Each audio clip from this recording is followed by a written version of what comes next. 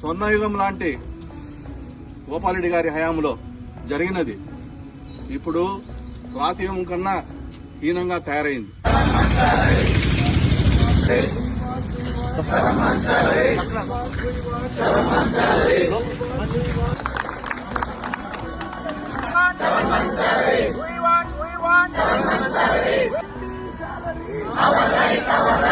శిక్షణకు క్రమశిక్షణకు మారుపేరైన ఎన్బికేఆర్ఐఎస్టీ ప్రపంచం నలుమూలలా ఈ విద్యార్థులు ఉన్నారు, ఇక్కడ చదువుకున్నవారు. అయితే గత కొన్ని సంవత్సరాలుగా ఇక్కడ పరిస్థితులు మారిపోయాయి. నిన్న చెప్పినట్టు స్వర్ణయుగం లాంటి గోపాలరెడ్డి గారి హయాంలో జరిగినది ఇప్పుడు రాతియుగం కన్నా హీనంగా తయారైంది. కనీస మర్యాదలు ఉండవు ఫ్యాకల్టీకి. మేము ఎన్నో నెలల నుండి అడుగుతున్నాం, మా జీతాలు మాకు ఇవ్వండి అని.